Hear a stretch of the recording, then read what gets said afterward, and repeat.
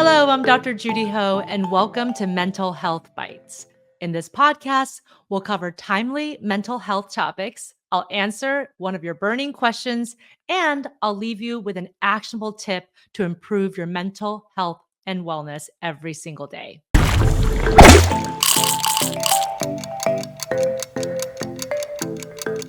Today's timely topic is social media. Now, this is a topic that's been around for a while, but there has been some recent news about social media use. So, some of the recent statistics have shown that the average time a person spends on social media is 2 hours and 25 minutes. If we add that all together, the world collectively spends 11.5 billion hours on social media platforms daily. And as of right now, TikTok is the most popular social platform in terms of the amount of hours spent.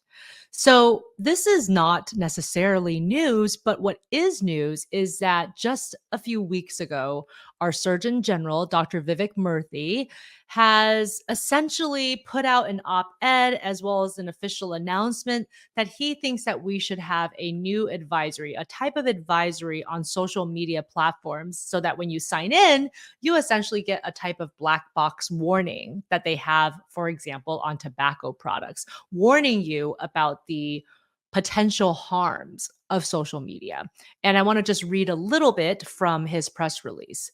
So basically, what the Surgeon General has said is that he doesn't think that there's enough evidence to say that social media is safe. And in fact, that there is growing evidence that social media is associated with harm, especially to young people's mental health. And he says children are exposed to harmful content on social media, ranging from violent and sexual content to bullying and harassment. And for too many children, social media use is compromising their sleep and valuable in person time with family and friends. We are in the middle of a national youth mental health crisis, and I'm concerned that social media is an important driver of that crisis, one that we must urgently address. So, this again could be alarming to you if you have young children around, teenagers, even for yourself. I think if adults are being honest with themselves, oftentimes they find themselves possibly addicted to social media too. I think that the tricky thing here is putting a black box warning while would help people to just have that idea top of mind that there's potential harms with social media.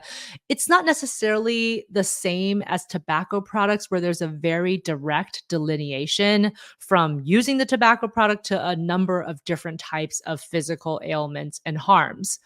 With social media, even though we have so much research that shows that people who spend more time on social media, especially if you're passively scrolling, that it would likely raise your risks of anxiety and depression, as well as eating disorders, especially among younger people.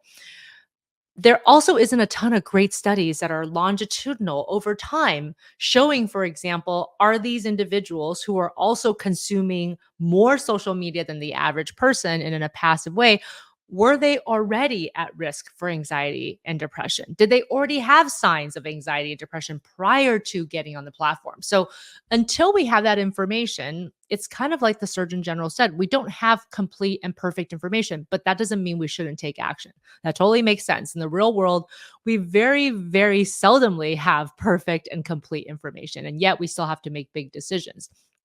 I just think that it is important to be balanced. It's important to say, hey, social media has afforded many benefits, but the potential harms, how do we manage that? Is it through this black box warning? Maybe.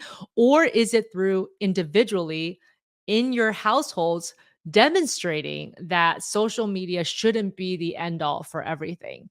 Social media use is so prolific. It's obviously huge among adults as well, even older adults. And so if you're at home using social media for hours on end, how do you expect the younger people in your family to not follow suit? Right. So I think that it's important to keep a balanced perspective, understand that obviously there's the good and the bad of social media and really being able to be balanced. And individually in your households, you need to take responsibility to promote healthy social media use. You can't just rely on this black box warning that doesn't really do anything. And you know what? After a while, people are just not even going to look at it. Even if they put them on these platforms, after a while, your brain just ignores the black box warning if it's seen it too many times. So the most important thing, I think, is that the Surgeon General is bringing up the fact that we all need to take individual action too. And you need to think about what's right for you in your household. Now let's move on to our Q&A segment. So today's question comes from one of my listeners. His first name is Alex, and he asks, how do I deal with social media addiction that is happening potentially in my mom? She's constantly on Facebook, she's constantly on Instagram, and sometimes we can't get her to stop looking at social media even over dinner time, even when we're out with other people. Okay, so as I mentioned earlier, social media addiction doesn't just affect our younger people. I have seen this as well in my practice. I have personally worked with individuals in their 60s and 70s who have social media addiction. So I think the most important thing is that you don't approach your mom or your family member, whoever is struggling, in a super direct way that is really confrontational, right? And you don't want to insinuate things or call them an addict or just insinuate anything about what they might be thinking. The most important thing is that you approach them when you think that they're paying attention, not when they're on the platform, because they're going to be very irritated if you try to talk to them and they might not even hear you.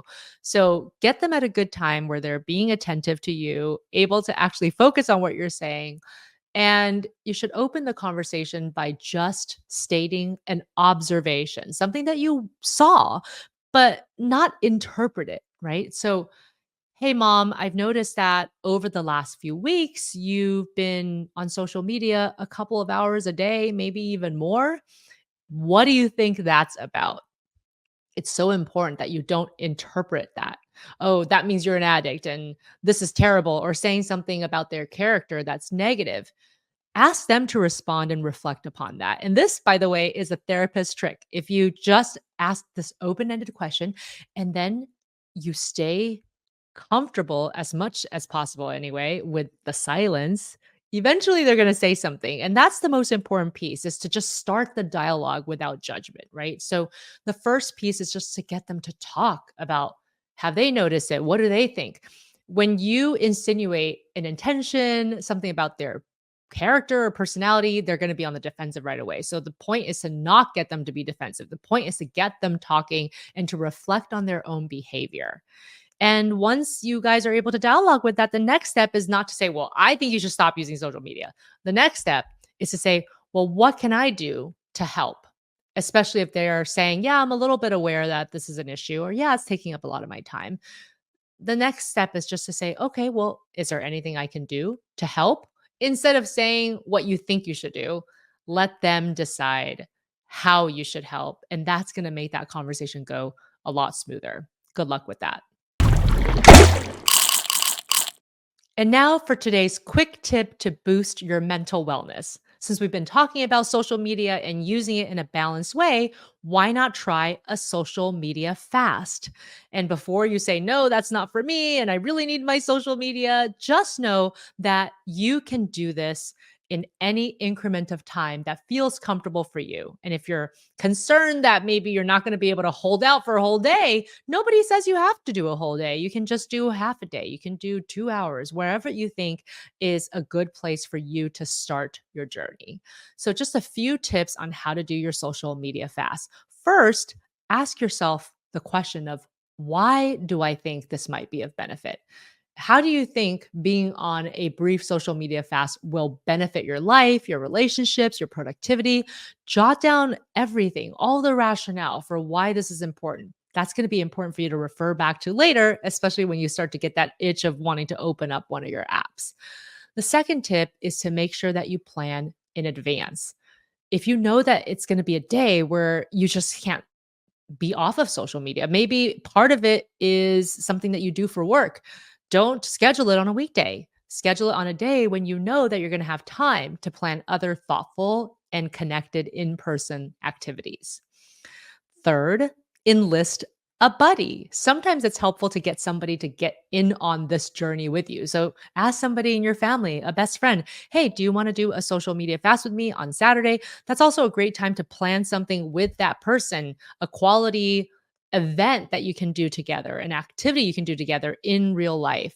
And make sure that that person helps to motivate you when the going gets tough. It's really helpful sometimes just to have that other person for accountability. And then the next step is, of course, just to do the social media fast. So make sure again that you're prepared ahead of time. Turn off your phones if that's what you're trying to do, or just mute those social media apps. If you think that you're going to be so tempted, maybe delete them temporarily from your phone so that you can actually finish the social media fast. And finally, when the social media fast ends, make sure you journal about your thoughts and your feelings during the fast. This is really helpful too, not only for insight and reflection, but also to think about what you might do differently if you do another social media fast. I recommend that if you find this practice to be helpful for you, helps with your relationship and your productivity, or just to clear your mind, that you repeat this process every few weeks, expanding a little bit more each time on the time frame of the social media fast. Thank you for tuning in to Mental Health Bites with Dr. Judy.